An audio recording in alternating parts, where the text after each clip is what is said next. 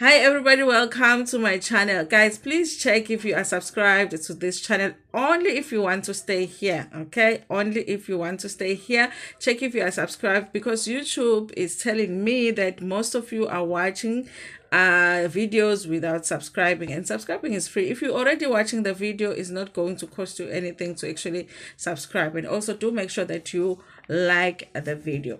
So listen, you guys, Musa Kaula recently did something that he doesn't normally do, which is post an apology because of the story that he had posted about in the past, where a certain Mr. Ngumalo had cheated on his pregnant wife, and Musa Khawula revealed everything, okay?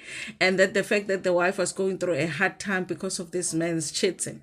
Let me tell you something. I feel like South African celebrities or well-known people are not used to the whole thing of bloggers, because sometimes they respond even to stories that they shouldn't really respond to. I can understand that certain stories, if they're not true, sometimes even if they are true, can bother the person. But you have to get to a point where you're like, you know what, the public will, I know the truth, okay? And the public can believe what they believe, but, you know, eventually the truth will be known, okay? If I've cheated, that will be known. If I haven't, that will be known. Imagine, you guys, if, for an example, there is a Puff Daddy story right now going around, and most of the videos that are being done by creators in America are trying to attach certain celebrities to the stories of Puff Daddy. And a lot of them have associations with Puff Daddy because most celebrities in America have pictures with Puff Daddy. But the thing is, we don't know who actually did funny things, you know, sexual things with Puff Daddy or around Puff Daddy, but we know that some people have been around him. Now, there's been videos of Oprah, or videos about Oprah being involved in the Puff Daddy situation. Okay, it's hard to believe, but we don't know what the truth is. Now, there is a video that has Oprah on the thumbnail. What they did is take somebody's body, put Oprah's head, and the person is in bed with Puff Daddy. Okay, so now it's like if Oprah had to respond to all of these videos, can you imagine, you guys, the apologies that she will be asking for? It looks like in America, celebrities understand that it takes them a lot before they actually are demanding apologies or suing somebody for certain articles. Sometimes they wait for somebody to take the story to the national TV stations before they actually respond. But the bloggers, sometimes they just ignore, you know. But in South Africa, hey, you'll be getting an email, a DM, and all of that. Now, why I'm talking about the Oprah situation is that with this couple here, you guys, did I know who they were when Musa posted about them initially? No, I didn't. And I wasn't even interested in this couple. But I started getting interested in the story when Musa Kaula posted an apology, because I was like, Musa never posts any apology, okay? He does not do it. So it's almost like with them asking for an apology, they are drawing more attention to the story. Had they just left Musa Kaula to have posted that story and just left it alone, maybe we would have forgotten about it. I wouldn't know who they were because I wasn't interested, but now I'm interested. So initially, Musa Khawula was requested to make an apology. He says that it was through the friend of a couple that was calling him consistently, asking him to apologize. He was even paid a certain amount to issue the apology. He went and drank the amount and then came back over here and told us that he had been paid to make an apology. Made the funniest apology that you had ever seen. I thought they're not going to accept this apology. And yes, you guys. So now he is issuing another apology about the same story, but now it's different. Okay.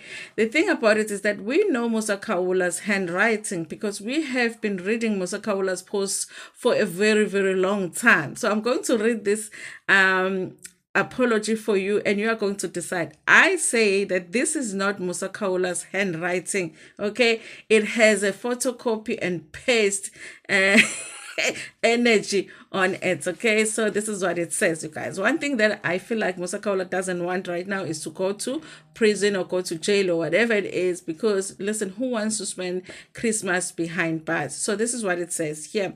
Unreserved apology to the Simdumise Nxumalo and Dr. Tamrin Green Nxumalo. This is the title of the post, okay? Like as if Musa Kaula has ever written a title like that, you know, on any of his posts. So it says here, I retract the content of my post about Zen Nxumalo and Tamrin Green Nxumalo published on 12 October, 13 October, 18th October 2024, wherein, when has Musa Khawula been that formal? Wherein I stated that Zay had cheated on Tamrin and that Tamrin had been going through a difficult time with her pregnancy as a result of this. I further retract my statement that Zay engaged in extramarital affair with Lebo Mokoena, who consequently AB'd the child born of the affair. There was no such affair with Lebo Mokoena, nor did Miss Mokoena have an AB. Okay, meaning that she was pregnant and then, you know, she was not pregnant. I made these statements without any evidence, and as such, the content of these posts were incorrect and untruthful. Okay, this is Musa Kaula. I accordingly apologize to Zen Nxumalo and Tamrin Green Nxumalo for making these statements and publishing these posts. Okay, does that sound like Musa Kaula? Okay, does this look like Musa Kaula's? Oh, why is X hiding it? Does this look like Musa Kaula's handwriting? No. Musa Kaula akwazi ukubhala ngokuhlanganisa.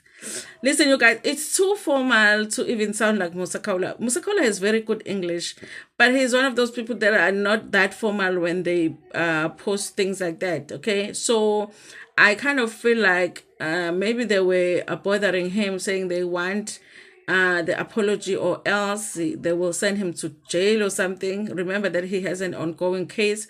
So what happened to Nota Baloyi might end up happening to Musa Khawula too, again, because he's already been to jail. So maybe he just was like, listen, whatever, I've apologized already. So if you are not satisfied with that apology, just send me just write down whatever it is that you want me to post. They sent it to him. He copied and pasted here because it does look like that. Okay.